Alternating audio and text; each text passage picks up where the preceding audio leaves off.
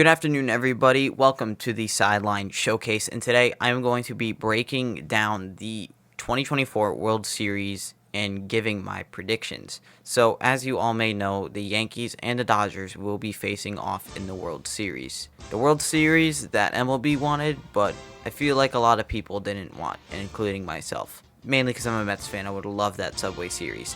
Anyways, this is going to be a very interesting series. Both of these teams have had very different paths to the World Series. The Dodgers had to face the Padres and the Mets, who were considered wagons in the playoffs this season. The Mets, who were a surprising team, made it all the way to the NLCS, and they lost in 6. And then the Dodgers and the Padres faced off in the NLDS, where the Dodgers took it in 3 games. The Yankees faced the Royals and the Guardians. You can kind of see a difference in teams just off of that. The Royals kind of had a little Cinderella run going, but they took down the Orioles and made their way into the ALDS and faced the Yankees, where the Yankees took care of business, took care of them quick. And then they moved on to the NLCS, where they faced the Guardians, who beat the Tigers in a very close series.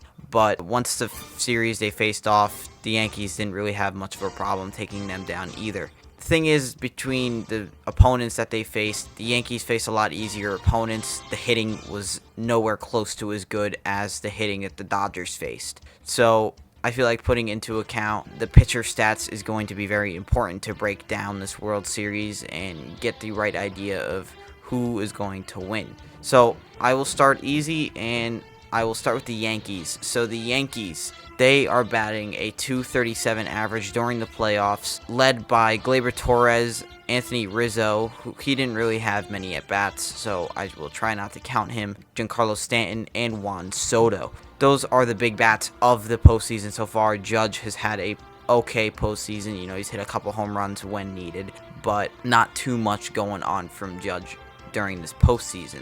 Gleyber Torres has been a pleasant surprise, hitting with an .832 OPS and has team lead in hits at 11, tied with Juan Soto, who brought them to the World Series with his 3-run bomb in the top of the 9th. Taking a look at the team pitching, Garrett Cole, Rodon, Schmidt, and Luis Gil are the starters on this team, which is an advantage they have against the Dodgers. Their starting staff is a lot better than the Dodgers, and it's a lot deeper. The Yankees are running with a 4 to 5 man starting rotation opposed to the Dodgers' 3. The ERA from this team was a 3.27. That's obviously with bullpen and starting pitching combined. The bullpen has been lights out during the postseason. Very hard to get hits off this bullpen, get runs off this bullpen, and a big reason is because of Luke Weaver, who's been an absolute demon when it comes to saves. Clay Holmes has done a pretty solid job at keeping the game close and, coming in for the hold and not letting anything happen. Moving on to the Dodgers, Tommy Edman, your NLCS MVP. He is leading the team in batting average with a .341 average, switch hitter, hits from each side, and is absolutely lethal.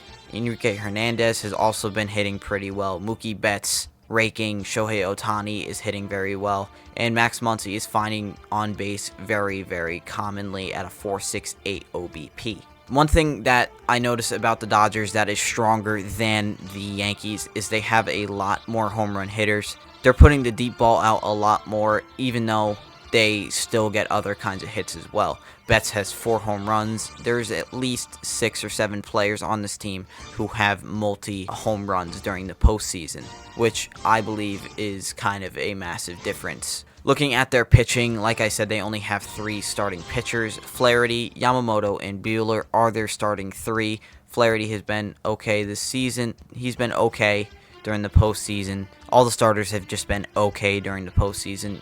During the NLCS, they were a little bit better.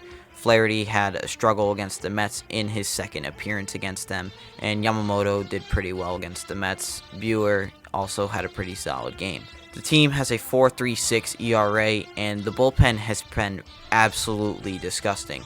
And this is why it's going to be fun, because it's going to be about which manager is better. Is Dave Roberts going to outmanage Aaron Boone or vice versa? And the thing is, the bullpen games are going to be a common thing seen with the Dodgers, as we saw in the NLCS. They're going to have to roll at bullpen games considering they only have 3 starters. So, maybe drop a game or 2 because of that, which, in the World Series is not a great thing to have, but they've had a lot of injuries, so there's really nothing they could do about it. So, going into some quick notes, one thing I really want to talk about is Shohei Ohtani's average. Shohei Ohtani's average with runners in scoring position, he's absolutely raking with anybody on base. I don't even know the stat. I think he's hitting over 800 with runners in scoring position during the postseason. And, it's going to be hard to keep runners off of base with this Dodgers lineup because even the guys at the bottom are hitting. Kike usually flips the order, and he's been getting on quite regularly. And there's other guys down there too. Andy Pages is getting on as well. So with Shohei, it might honestly be smart to walk him. But at the same time, if you walk him, you're loading another bag to put Mookie Betts up instead. And maybe if Freddie Freeman is healthy, he might come up after that. And then you got Teoscar Hernandez and then Tommy Edman. It is a lethal lineup to go against. And that's why I think, they have a better advantage when it comes to batting in this series because they have a lot more depth in their lineup than the Yankees do. And on top of that, the Dodgers have faced a lot much better starting pitching. The Royals the Royals and the Guardians starting pitching was okay. They didn't really face anybody that was that elite. I guess Seth Lugo, what you could call elite, but he didn't do too well. But at the end of the day, the Dodgers did face the better starting pitching. Players like Michael King, Yu Darvish, Sean Manaea, Jose Quintana, just a lot of good starters they faced during this postseason, and they have destroyed every single starting pitcher they have gone against. And, I feel like that is going to be the difference. Is Cole going to be able to be the ace that he needs to be? Are these other guys like Rodon and Luis Gil and Clark Schmidt going to be able to, get the job done and stop this Dodgers offense from getting ahead early? Because that's what they are very good at. They're going to put up a ton of runs within the first 3 innings. But the thing is, I've noticed about this team, the Dodgers, they have thrived a lot on walks, and there's a big thing. That's why Max Muncy's OBP is so high. There's a point in time where he got on base in 11 straight at-bats versus the Mets. The Dodgers they have a ton of walks. It's kind of ridiculous. There's 2 guys with double-digit walks, one being Max Muncy and the other being Shohei Ohtani, and Teoscar Hernandez is very close to having double-digit as well with 9. So that means they're not going to be swinging at junk. So you're going to have to make a pitch, and that's a tough thing to do against such a good hitting team. And I feel like that's what's going to put them apart from the Yankees. However, the Yankees don't give up many, which is going to make the difference too.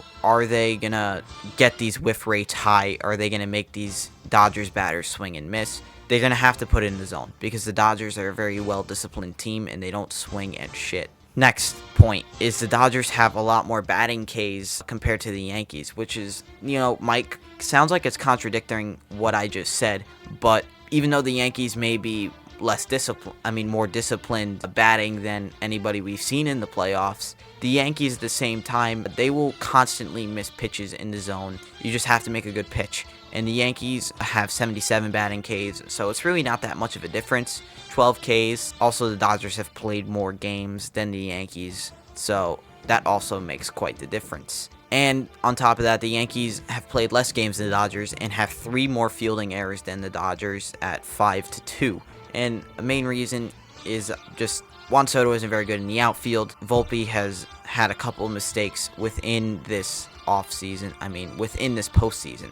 So my key takeaways, it's going to come down to if the Yankees can make the Dodgers put up 0 spots within the first couple innings, because the Dodgers are going to get hot early. They're going to put up points very fast, and you can't let that happen. You can't let yourself get in a hole, and I feel like that's going to be a problem with this Yankee team. They get put in a hole, and now you got to rely on your high-end talent to get it back, and the depth in the lineup is nowhere close to what the Dodgers have. However, the Yankees have a better shot at leaving a mark against the starting pitching for the Dodgers because the starting pitching is weaker for the Dodgers. The Yankees do have better starting pitching, but the Dodgers, as I said, they're just going to hit. Doesn't matter who it is. But at the end of the day, the Yankees have a better shot against the Dodgers starting pitching, which, that's what's going to take.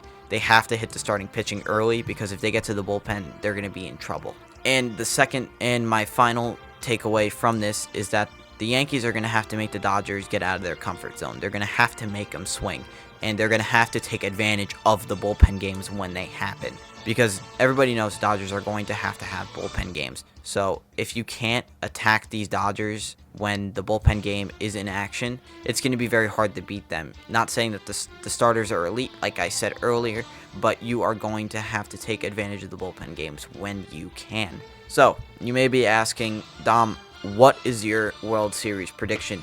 In my prediction, I'm going to be taking the Dodgers in 6 games here, with my World Series MVP being Mookie Betts. And I say this because, Mookie has been very, very good during this postseason. He has been a difference maker, whether it's in the outfield or it's with his bat. I feel like he's going to be the difference within this World Series. If the Yankees win, I'm going to say Juan Soto gets it, but I just don't think that's going to happen. I think the Dodgers are the more talented team, the deeper lineup, and that's going to be the difference. It's going to be a very high-scoring series because both teams can hit, but the Dodgers, they have a lot more depth within their lineup.